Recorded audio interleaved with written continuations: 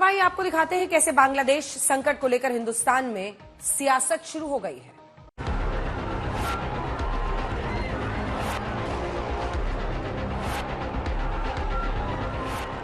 बांग्लादेश में बगावत के बीच हिंदुओं पर टूटी आफत को लेकर हिंदू संगठन से लेकर साधु संत समाज का गुस्सा फूटा है। बांग्लादेश में 10% के लगभग हमारे हिंदू बंधु भी रहते हैं, उनकी भी सुरक्षा आवश्यक है। इसलिए वहाँ की सेना से इस समय जिनके हाथ में सत्ता है, उन लोगों से हम ये अनुरोध करना चाहते हैं कि हमारी हिंदू जनता को कोई परेशानी नहीं होनी चाहिए और उनके योगक्षेम का भी निरंतर ध्यान रखा जाना चाहिए। आपके देश के वो भी नागरिक हैं और हर नागरिक के लिए एक तरह की व्यवस्था, एक तरह की सुविधा और एक तरह का व्यवहार स्वाभाविक है। बांग्लादेश के लगभग हर जिले में हिंदू सिख व्यवसाय, मकान, पूजा स्थान, मंदिर, गुरुद्वारे, इनको नुकसान पहुंचाने की घटना हुई है। 2 काउंसिलर्स की हत्या हो गई, काली मंदिर में आग लगा दी गई, इस्कॉन के मंदिर को नुकसान पहुंचाया गया। यह अच्छा नहीं है। एक समय में बांग्लादेश में 32% हिंदू थे, आज तो 8% बचे। अगर उनके ऊपर भी आक्रमण होता है, हमले होते हैं, तो पूरे विश्व समुदाय को चिंता करनी चाहिए। यहाँ से किसी भी स्वयंसेवी संगठन को करने की अपनी मर्यादा है, परंतु हम सरकार से निवेदन कर रहे हैं कि एक सुनिश्चित करे कि वहाँ के हिंदू सुरक्षित रहे।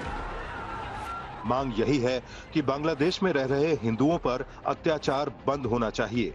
केंद्र सरकार को इस मामले में दखल देना चाहिए।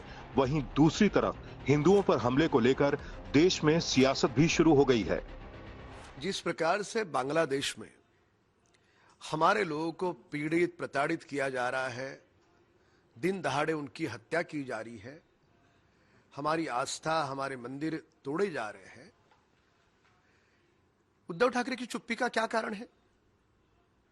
घुसपैठी बांग्लादेशियों का मत मिले, इस कारण उद्धव ठाकरे चुप है। बांग्लादेश में तख्ता पलट होने के बाद जिस प्रकार वहां से खबरें आ रही हैं कि हमारे हिंदू भाई बहनों को तकलीफ दी जा रही है, उनके घरों में आग लगाई जा रही है, हमारे हिंदू मंदिरों को ध्वस्त किया जा रहा है, हमारे जो गुरुद्वारे हैं उनको तकलीफ दी जा रही है, वहां पर एक प्रकार से हिंसा की जा रही है, ये सब बहुत ही दुर्भाग्यपूर्ण है।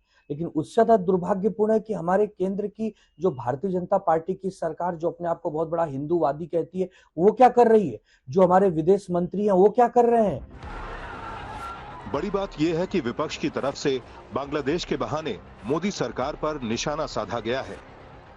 जो लोकतंत्र का मुखौटा लगाकर अपनी तानाशाही देश में चलाते हैं, लोगों की भावना, लोगों का स्वातंत्र, लोकतंत्र कुचल देते हैं, जो विरोधी होते हैं अपने उनको जेल में डालते हैं या ख़त्म कर देते हैं, जो हमारे देश में चल रहा है। तो यही शेख हसीना बांग्लादेश में कर रही थी, तो जनता ने उनको भगाया है। और मैं देख रहा था, मुझे बहुत बुरा लगा कि पार्लियामेंट को भी आग लगी। मैं ईश्वर से प्रार्थना करता हूँ कि ये जो बांग्लादेश में हुआ है उससे हमारे देश के जो सत्ताधारी है कुछ सबक ले। 6 महीने पहले अभूतपूर्व बहुमत के साथ जीतने वाली शेख हसीना और आज के दिन में हालात ये हुई है। आर्मी का मैंने प्रेस कॉन्फ्रेंस भी देखा। जाहिर तौर पर हमको अपने स्ट्रेटेजिक इंटरेस्ट को ध्यान में रखना है, लेकिन हमारे इमीडिएट नेबरहुड में इस तरह की जो घटना हो रही है उस पर हमारी पैनी नजर होनी चाहिए। बाबा रामदेव ने भी बांग्लादेश संकट को लेकर एक बड़ा बयान दिया है कि पड़ोस में जिस तरह से उसने दस्तक दे दी है वह देश के लिए बहुत ही खतरनाक हो सकता है। ये एकजुटता हमारी आगे भी रहनी चाहिए।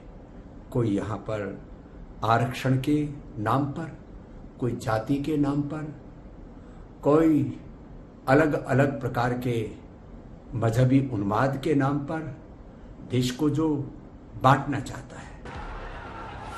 बांग्लादेश के हालात को लेकर मुस्लिम धर्मगुरु भी चिंतित हैं। बांग्लादेश में शेख हसीना की चुनी हुई सरकार का तख्ता पलट किया गया तो इसके पीछे समझना होगा कि किन किन लोगों का हाथ है। तो इस तख्ता पलट के पीछे पाकिस्तान और अमेरिका का हाथ है। दरअसल कुछ दिनों पहले शेख हसीना ने वहाबी विचारधारा के प्रचारकों पर कानूनी पाबंदी लगाई थी और एक वहाबी कट्टरपंथी विचारधारा जमात इस्लामी के नाम से है, उस पर उन्होंने प्रतिबंध लगाया था, पाबंदी लगाई थी। उसकी वजह से ये लोग यूनाइट हुए और पाकिस्तान और अमेरिका ने इन सब लोगों को इस्तेमाल करके शेख हसीना का तख्ता पलट दिया।